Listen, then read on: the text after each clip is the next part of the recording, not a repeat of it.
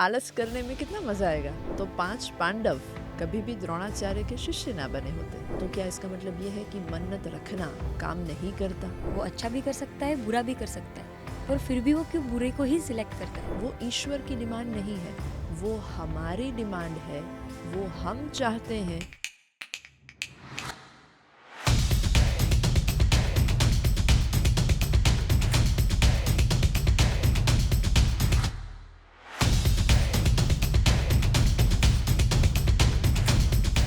हर एक इंसान को जब पता है कि उसकी ज़िंदगी का अल्टीमेट ट्रूथ ऑफ लाइफ है मृत्यु, तो फिर क्यों वो कभी कभी अपनी ज़िंदगी में वो बुरे कर्म करने पे विवश है। हालांकि उसके पास दो ऑप्शन है, वो अच्छा भी कर सकता है, बुरा भी कर सकता है, पर फिर भी वो क्यों बुरे को ही सिलेक्ट करता है? अच्छे काम करने में है ना, थोड़ा साहस चाहिए, हिम्मत चाहिए और मेहनत ज़्यादा चाहिए। बुरे काम करने इतने आसान होते हैं और इतने सहज लगते हैं कि इंसान को ज़्यादा सोचना नहीं पड़ता। लाइक आलस करने में कितना मज़ा आएगा, मेहनत करने में मेहनत लगती है ना। डिसिप्लिन को फॉलो करना वो मेहनत भरा काम है। आलस करना या कुछ गलतियां करना, झूठ बोलना कितना आसान है। सच बोलने में हिम्मत लगती है। तो अगर आपके सामने दो ऑप्शन है कि एक इजी है और एक टफ है, तो बट ऑब्वियसली अगर अपब्रिंगिंग सही नहीं है या नर्चरिंग प्रॉपर नहीं है या आपकी कोर वैल्यूज़ की प्रायोरिटी आपने उस तरीके से सेट नहीं की है, तो आप हमेशा अपने कंफर्ट जोन को ध्यान में रखते हुए और उसे प्रायोरिटाइज करते हुए गलत कामों का ही चुनाव करेंगे। गलत काम हर कोई नहीं करता, पर जो कभी ना कभी गलत काम करते हैं उसके पीछे उनके अंदर की वो कोर वैल्यू सिस्टम की थोड़ी सी कम प्रायोरिटी, वो बहुत बड़ा रीज़न है। और शायद कभी कभार ऐसा भी होता है कि इंसान को भविष्य के प्रति शायद उतनी समझ नहीं है, वो विजडम या वो मैच्योरिटी की कमी हो सकती है उसके अंदर। उसने अभी तक वो ऐसे अनुभवों को जिया ही नहीं है कि गलतियां करने से क्या नुकसान होगा और अच्छे कर्म करने से क्या फ़ायदा होगा। जब उसे वो पता ही नहीं है, जब उसने उस ज़िंदगी को जिया ही नहीं है, तो वो बड़ी आसानी से गलतियां करेगा, बड़ी आसानी से गुनाह करेगा, बड़ी आसानी से वो उसी इजी टास्क का चुनाव करेगा जो उसे आलस की ओर, झूठ की ओर या गलतियों की ओर लेकर जा रहा है। ऐसा बहुत बार देखा है कि लोग जैसे कहते हैं ना कि छोटी छोटी चीज़ों में जब उनका कोई काम नहीं हो रहा है, तो वो जैसे बाधाएं लेते हैं। तो जैसे वो ऐसा मानते हैं, तो क्या ये मिथ है कि वो बाधा लेंगे तो वो उनका वो काम पूर्ण होगा, वो ख़त्म हो जाएगा? तो क्या वो जो इंसान कर रहा है वो सही है, या उसे वो समझ नहीं है इसलिए वो कर रहा है? बाधा शब्द का मतलब होता है कि मन्नत मांगना। मैंने कुछ माना है और उसके बदले जब तक वो काम पूर्ण नहीं होगा तब तक मैं किसी चीज़ को छोड़ता हूँ, कोई खाने की चीज़ को छोड़ रहा हूँ। इसके पीछे एक्चुअली तो मेंटल लेवल का साइंस काम करता है। क्योंकि जब आप ईश्वर के साथ एक डील कर रहे हैं जिसमें आपका विश्वास, भरोसा, और जब आप अपनी कोर इच्छा उनको कह देते हैं कि मैं चाहता हूँ कि मेरी ज़िंदगी में ये बदलाव आए, मेरा ये काम हो जाए, और जब तक वो नहीं होगा तब तक या तो मैं मीठा नहीं खाऊंगा, मैं नमक वाला नहीं खाऊंगा, या मैं हर मंगलवार को उपवास करूंगा, या मैं चलकर मंदिर आऊंगा। बट वो कहीं ना कहीं हमारे सबकॉन्शियस माइंड के लिए एक एंकरिंग का काम करती है। हर अलग अलग कामों के अंदर हमारा फोकस रहता है। वो काम करते करते हमें वो चीज़ याद दिलाती है कि इस चीज़ में अगर शुगर है, अगर उसके अंदर वो मीठापन है, और हमने वो मन्नत मानी है कि जब तक वो कार्य पूर्ण नहीं होगा तब तक मैं शुगर नहीं कंज्यूम करूँगा, तो वो हमारे लिए एक एंकरिंग बनता है। जो हम सोचते हैं, जो हम महसूस करते हैं, जो हम बोलते हैं, वो सारी चीज़ें हमें प्रेरणा देती हैं वो कर्म करने की जो हमारे लिए आवश्यक है। सो जब हमारे मन, विचार, भाव, कर्म, सारी चीज़ों का जब अलाइनमेंट हो जाता है, तो वो एंकरिंग हमें यूनिवर्सल कॉन्शियसनेस के साथ कनेक्ट करता है। ईश्वर तो नहीं कहते कि आप मीठा छोड़ दो, पर ये हमारी भावना है कि हमें कुछ पाना है, इसीलिए हम कुछ छोड़ने की उनके साथ एक डील करते हैं। आपकी मन की शक्ति बढ़ती है उस इच्छा की प्राप्ति के लिए जो कर्म की आवश्यकता है। वो कर्म आपका मन ही आपसे करवा लेता है। आपका डिसिप्लिन चेंज हो जाता है, आपकी लाइफस्टाइल चेंज हो जाती है। जिसने अपनी ज़िंदगी से कुछ त्याग किया है वो हर पल सभानता में रहता है, उसकी सभानता बढ़ जाती है कि मैंने ये चीज़ छोड़ी है। तो बार बार उसका मन उसे याद कराएगा कि मुझे कुछ पाना है और वो प्राप्ति के लिए मैंने इस चीज़ का त्याग किया है, तो उसके अंदर का जो एंकरिंग हो रहा है, मेरे त्याग के बाद ही मुझे कुछ चीज़ की प्राप्ति होने वाली है, ये उसके एंकरिंग को इतना स्ट्रॉन्ग करती है कि उसकी सभानता ही उससे वो सारे कार्य करवा लेती है जो करने उसके लिए बहुत ज़रूरी है। सो अगर आप ऐसी मन्नत माने या ना माने, वो महत्व का नहीं है। वो महत्व रखता है कि आपको जो चाहिए उसके लिए आप क्या सोचते हैं, आप क्या महसूस करते हैं और आप उसके प्रति प्रैक्टिकल लाइफ में कितने कर्म करते हैं। ईश्वर आपसे नहीं कहते कि आप मीठा छोड़ दीजिए। ईश्वर आपसे नहीं कहते कि खुले पैर नंगे पैर मेरे दर्शन के लिए मंदिर तक चल कर आइए। वो ईश्वर की डिमांड नहीं है, वो हमारी डिमांड है। वो हम चाहते हैं क्योंकि वो हमारी श्रद्धा और हमारा विश्वास है। जब उसे लगता है कि मेरे फोरफादर ने कोई मन्नत मांगी थी और वो उसकी मन्नत पूरी कर दी है, तो वो चीज़ के प्रति उसका भरोसा इतना ज़्यादा है कि वो पहली बार भी वो बाधा मानता या मन्नत रख रहा होगा, लेकिन उसको अंदर से कन्विक्शन है कि मेरे परदादा जी को भी जो रिज़ल्ट मिला था इसी टेक्निक से, मैं भी अगर ये फॉलो करूँगा तो मुझे अंदर से भरोसा है कि मेरा ये काम पूर्ण हो जाएगा और मेरी इच्छा पूरी हो जाएगी। तो उसका कन्विक्शन है जो उसके अंदर की बिलीफ सिस्टम को उसकी प्रैक्टिकल लाइफ की रियलिटी बनाता है। कभी कभी ऐसी भी चीज़ हम उनसे मांगते हैं जो हमें नहीं ही मिलने वाली है, पर हम उस चीज़ को स्वीकारने के लिए तैयार नहीं है कि वो हमें नहीं मिलने वाली है। किसी के घर में एक बेटी है और वो जब दूसरा बच्चा प्लान कर रहे हैं तो वो कहीं ना कहीं चाहते हैं। हर इंसान की बात नहीं है क्योंकि समय बदल चुका है और लोगों को अब समझ आ चुका है कि बेटा हो या बेटी, अल्टीमेटली इंसानियत मैटर करती है। बट फिर भी इस देश में बहुत सारे ऐसे भी लोग होंगे हमारे आसपास जिनके यहाँ पर पहला बच्चा अगर बेटी है तो वो दूसरा बच्चा शायद बेटा ही हो, उसकी भी मन्नत मांगते हैं कभी कभार, और उनके वहाँ पर बेटा नहीं बेटी ही पैदा होती है। क्या उसका मतलब ये है कि उसने बेटी के बदले बेटा मांगा और उसे बेटी ही मिली, तो क्या इसका मतलब ये है कि मन्नत रखना काम नहीं करता? बहुत सारे सवाल इसमें से पैदा हो सकते हैं। जैसे आप और मैं अभी बात कर रहे हैं तो मैं बोल रही हूँ, आप सुन रहे हैं। जब हम प्रार्थना करते हैं तो हम बोलते हैं, वो सुनते हैं। उसी प्रार्थना के अंदर वो भी बोलते हैं, हमें भी सुनना होता है। पर ये दूसरा स्टेप हर कोई नहीं कर पाता।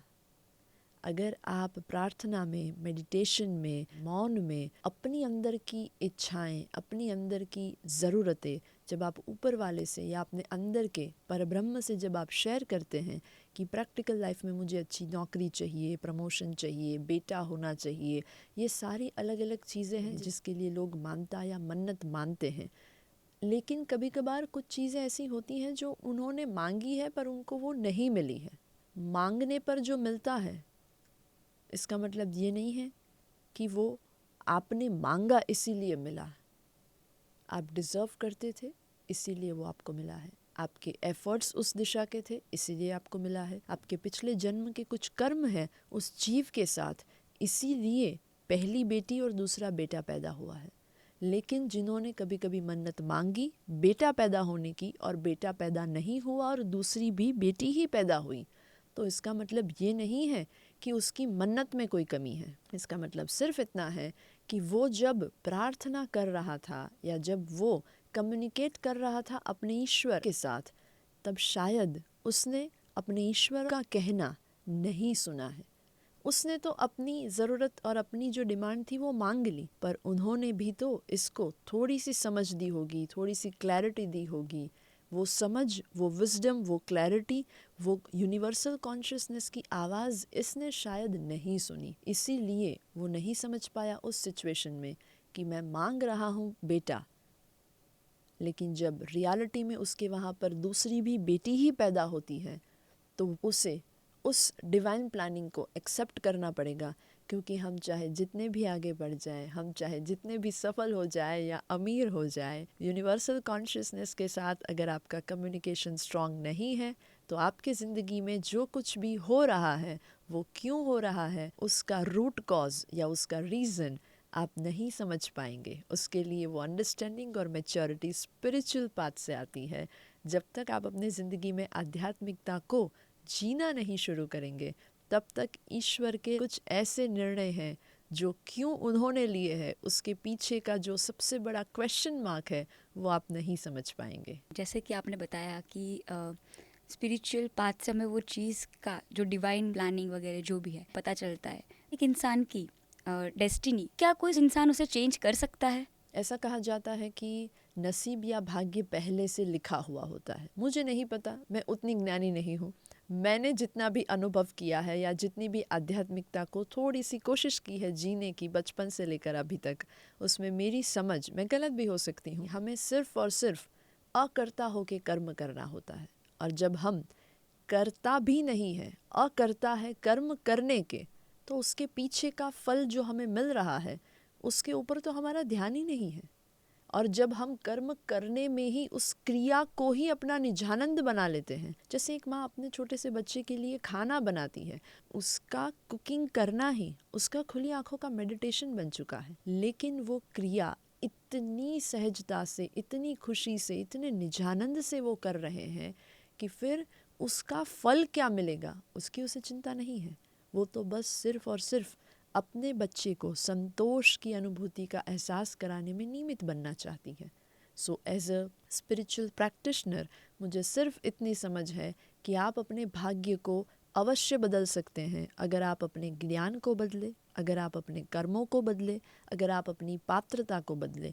ह्यूमन कॉन्शियसनेस को जब हम यूनिवर्सल कॉन्शियसनेस के साथ कनेक्ट करना सीख लेंगे तो ऑटोमेटिकली हमारा इवोल्यूशन होगा। भाग्य में चाहे जो भी लिखा हो, ये जो खेल चल रहा है ज़िंदगी नाम का, हम सभी इस सृष्टि चक्र को प्रॉपर वे में चलाने के लिए अगर अपनी हायर कॉन्शियसनेस में पॉजिटिविटी ऐड ऑन करने में अपना योगदान देंगे, हमारी कॉन्शियसनेस, हमारा स्वभाव, हमारे कर्म, हमारे विचार और हमारी मैच्योरिटी और अंडरस्टैंडिंग है, जो सब साथ मिल जाए तो हम अपने नसीब को भी बदल सकते हैं। और उसको बदलने में कुदरत ही हमारा साथ देगी। और कुदरत ने हमारे नसीब में कुछ अच्छा या कुछ गलत नहीं लिखा है। नसीब सिर्फ और सिर्फ आपकी मेंटल साइकोलॉजी सेटिस्फैक्शन के लिए है। आपके ऑरा व्यक्त करते हैं आपका चरित्र, आपके ऑरा व्यक्त करते हैं आपके कर्मों का वो वाइब्रेशनल फ्रीक्वेंसी का जोन। सो मेरे लिए तो नसीब मतलब हमारा आईना। मुझे सिर्फ इतना पता है, हमारा भाग्य वो आईना है जो हम कर्म करते हैं। मैं इंटरनेशनल कराटे प्लेयर भी हूँ, कोच भी हूँ। तो काफ़ी बार ऐसा होता है कि हमारे पास जो पेरेंट्स आते हैं उनके जो बच्चे हैं वो काफ़ी एग्रेसिव है, तो वो इसलिए हमारे यहाँ पे एडमिशन दिलाते हैं कि थोड़े से वो शांत हो जाए, थोड़े डिसिप्लिन्स को फॉलो करे। और उसके साथ साथ कुछ स्टूडेंट्स ऐसे भी होते हैं कि जो बाय नेचुरली थोड़े से शांत है बट स्टिल वो थोड़े से एग्रेसिव हो जाते हैं उस टाइम पे। तो अभी से कैसे हैंडल कर सकते हैं? जो भी इंसान स्पोर्ट के अंदर अपनी एनर्जी को फोकस के साथ चैनलाइज करता है, उस इंसान के अंदर जो एनर्जी की कमी होती है ना, वो एनर्जी ट्रिगर होती है उस स्पोर्ट को खेलने से। उसका काम ही वो है। अगर आप शांत है और आपके अंदर वो लीडरशिप की क्वालिटी आना बाकी है, तो वो खेल आपके अंदर से आपके लीडर को बाहर लेकर आएगा। और अगर कोई ऐसा बच्चा है जिसके अंदर गुस्से की, अग्रेशन की ऐसी ऊर्जा है जिसे चैनलाइज करने की ज़रूरत है, तो वो बच्चा जब वो कराटे खेल रहा है, वो खेलना ही उसे अंदर से वो शांति और सुकून दे रहा है। हमारे अंदर बहुत सारे विचार चलते हैं, पर जब आप कोई काम में डूब जाते हैं, खो जाते हैं, आपका फोकस जब शिफ्ट हो जाता है, तो वो विचार आपने ध्यान से ऑब्जर्व किया होगा कि शांत हो जाएंगे, कम हो जाएंगे। क्यों? क्योंकि आपकी जो एनर्जी या आपके जो एफर्ट्स थे वो उस टास्क को अच्छे से फुलफिल करने में आप दे रहे हैं, जिसके कारण आपका ओवर थिंकिंग जो था वो थोड़ी देर के लिए सही बट साइड पर हो जाता है। सिमिलरली जिस इंसान के अंदर वो गुस्सा है, वो जब कराटे खेल रहा है या कोई भी किस्म का वो कोई खेल खेल रहा है या कोई भी किस्म की फिजिकल लेवल की एक्टिविटी कर रहा है जिसके अंदर उसका बॉडी एफर्ट लगा रहा है कुछ रिजल्ट प्रोड्यूस करने के लिए, तो उसके अंदर का जो अग्रेशन या उसके अंदर का जो अशांति या गुस्सा है, उसकी सारी एनर्जी चैनलाइज्ड हो रही है उस कर्म को करने के लिए, उस खेल को प्रॉपर वे में खेलने के लिए। और जो पहले से शांत है, जिसके अंदर वो लीडरशिप, जिसके अंदर वो एक्टिवनेस, वो स्पीड, वो सब बढ़ाने की आवश्यकता है, वो जिस समय पर उस खेल को खेल रहा है, वो खेल उसके अंदर से वो सारी एनर्जी को बाहर निकाल रहा है, वो सारी एनर्जी को वो पॉजिटिवली ट्रिगर कर रहा है जो उसके स्वभाव को बदलेगी। पुराने ज़माने में जो भी प्रथा थी, चाहे वो राजा का बेटा है यानी कि राजकंवर है या कोई और नॉर्मल इंसान का बेटा है, वो अपने गुरु के पास कुछ सालों के लिए रहने जाएंगे।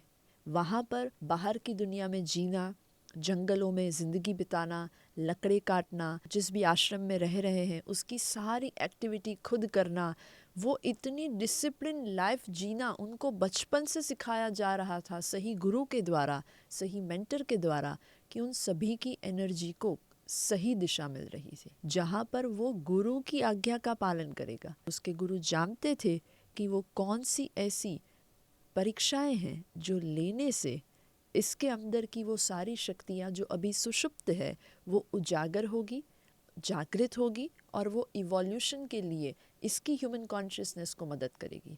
सो एज अ कोच जो शांत है उसकी एनर्जी को चैनलाइज करने के लिए आप कुछ ऐसी एक्टिविटी उसे सजेस्ट करें, और जो बच्चा अशांत है उसके लिए भी आप ऐसी एक्टिविटी सजेस्ट करें जो उसको और भी ज़्यादा शांत कराए।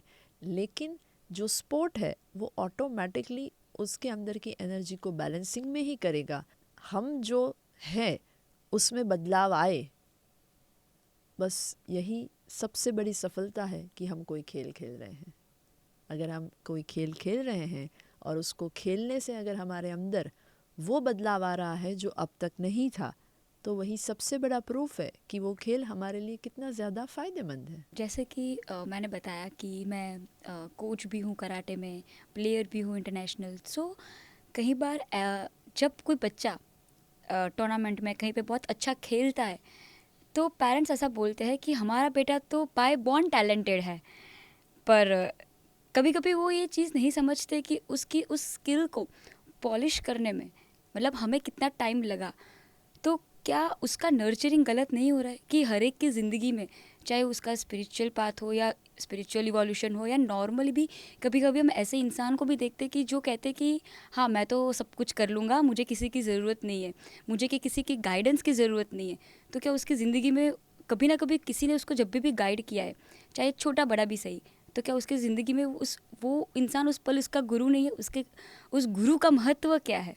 हर माता पिता को ये लगता है कि हमारा बच्चा जन्म से ही बहुत ज़्यादा टैलेंटेड है, और वो लगना भी चाहिए, अच्छी बात है, पर उतना भी ज़्यादा नहीं लगना चाहिए, क्योंकि अगर ऐसा होता तो 5 पांडव कभी भी द्रोणाचार्य के शिष्य ना बने होते। जिसने महाभारत का युद्ध जीता वो अर्जुन कभी भी कृष्ण का शिष्य ना बना होता, क्योंकि जब मंत्र की शक्ति से कुंती माता ने 5 पुत्रों का जन्म करवाया था, ईश्वर के आशीर्वाद के रूप में साक्षात पुत्र उन्होंने प्राप्त किए थे, तो क्या फिर भी उन्हें पढ़ाई करने के लिए भेजने की आवश्यकता थी?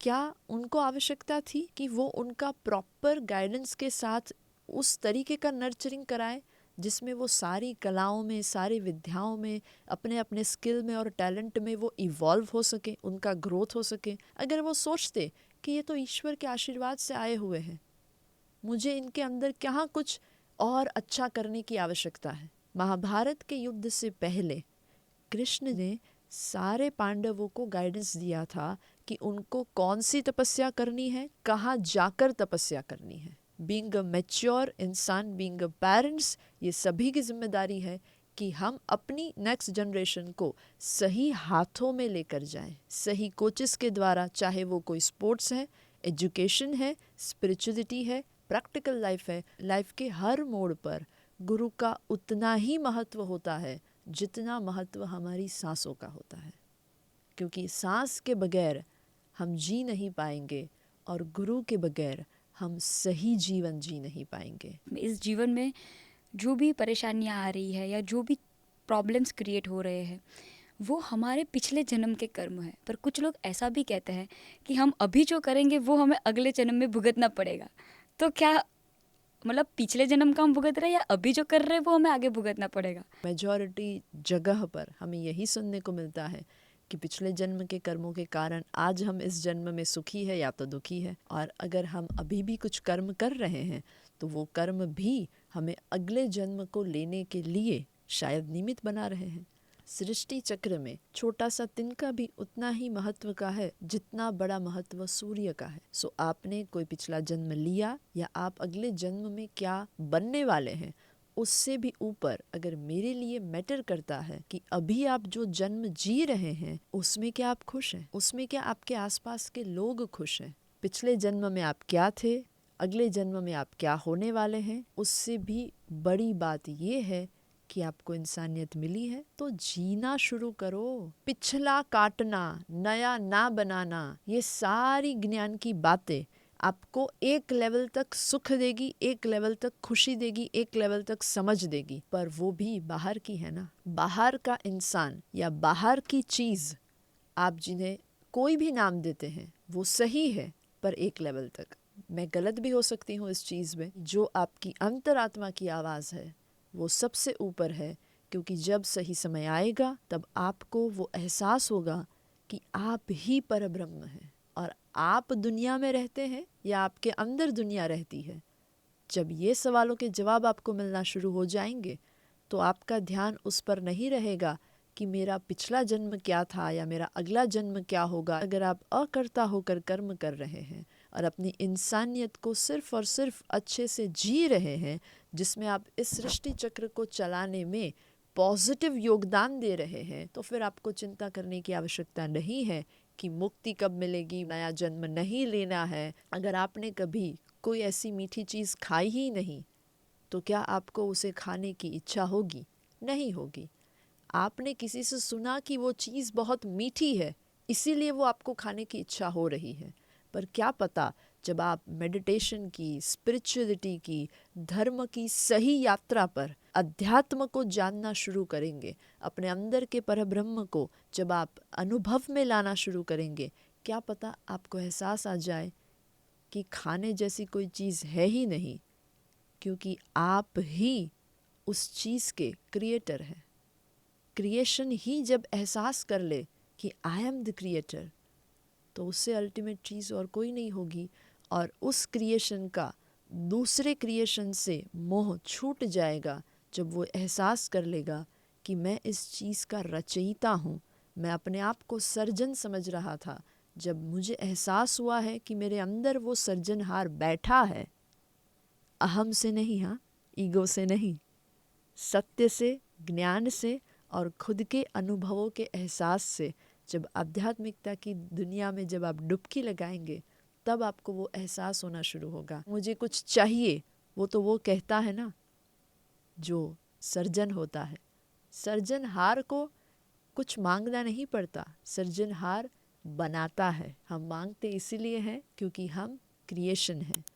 जब हम एहसास करेंगे कि हम क्रिएटर हैं तो हमारे अंदर की इच्छाएं ही समाप्त हो जाएंगी और हमारा ज्ञान इतना ऊपर की ओर जाएगा अनुभवों के साथ, सत्य के साथ, कि फिर हमें शब्दों से भी ऊपर ऐसा एहसास होगा जो केवल और केवल हम समझ पाएंगे, किसी को समझा नहीं पाएंगे शब्दों के द्वारा।